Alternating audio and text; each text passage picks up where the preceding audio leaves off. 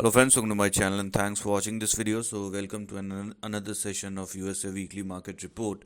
Now the last day of the closed trading week was good, and we have officially entered into calendar year 2025, where the first week ends at a good note. Now obviously let's see what kind of impact it has created on the charts and what the chart is telling us. But overall, it looks good.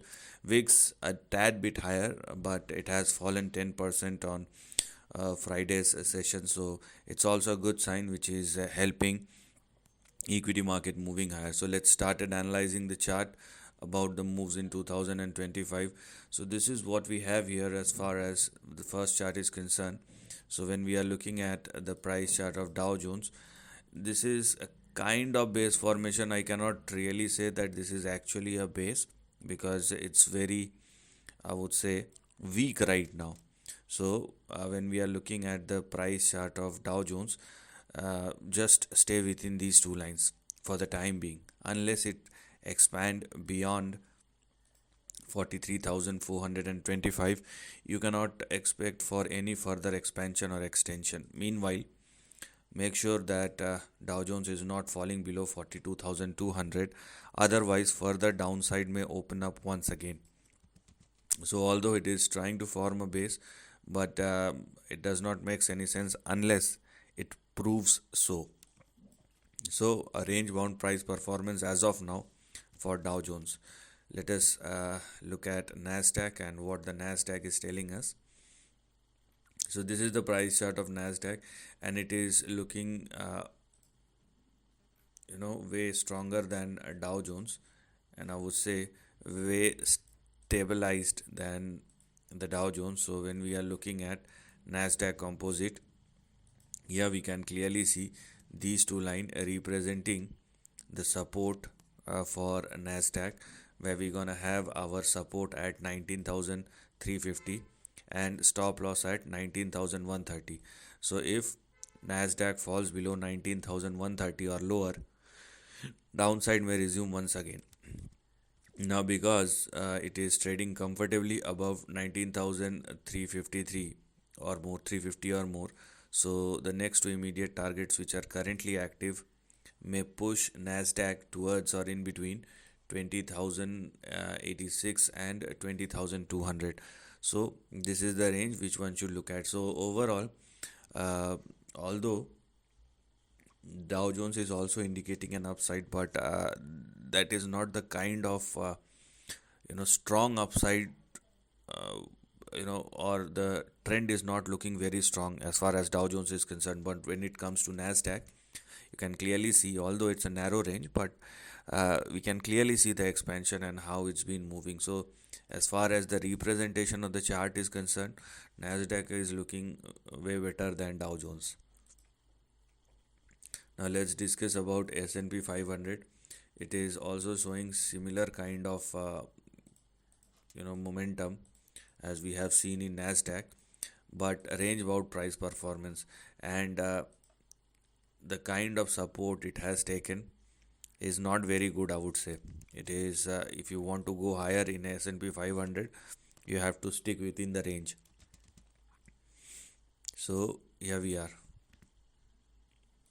These two lines represent the resistance level, because if you focus on this particular price action closely, you will see a kind of head and shoulder pattern formation, which is obviously not good. So first thing for S&P 500 is sustainability above the support and stop loss, and they are 5853 as our support and 5830 as far as the stop loss is concerned. Don't go below these two levels, otherwise downside will start again. Similarly, we have our target or resistance in between 6020 and 6055.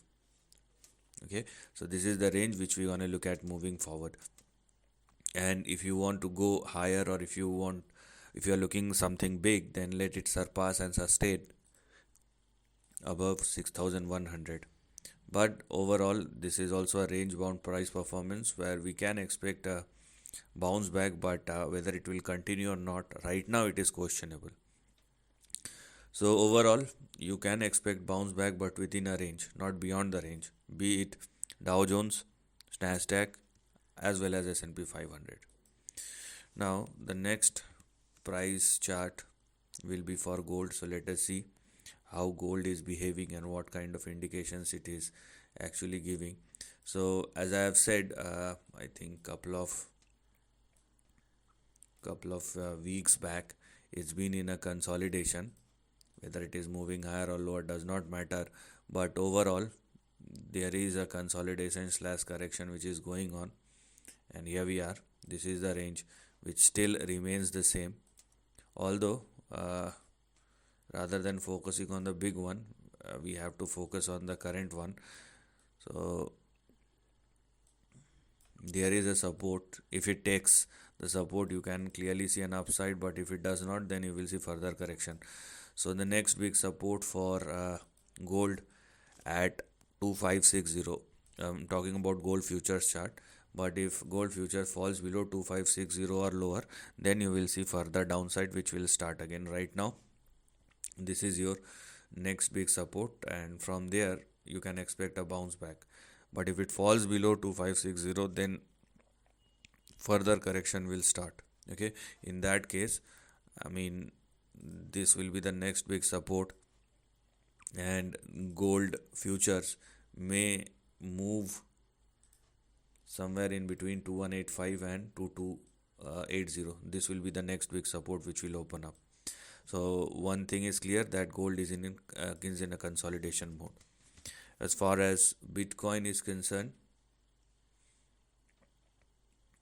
yeah, we are. It is also in a kind of consolidation. When I zoom this chart, I mean, it looks like a head and shoulder pattern formation.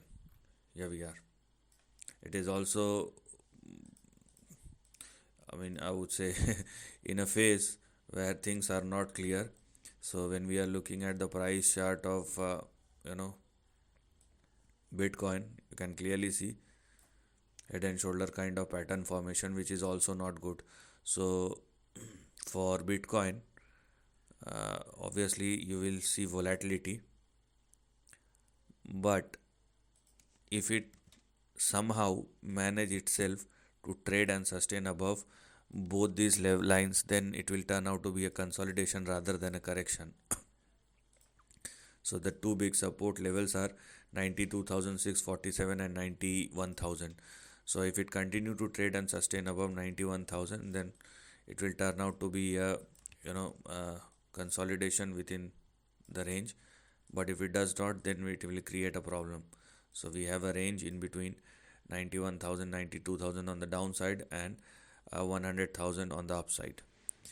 Now, although we have seen moves, or we can expect moves either upside or downside, but you can clearly see a range. And I mean, I don't find much confidence, and there is a reason for that. And the reason is very simple, that is the dollar index.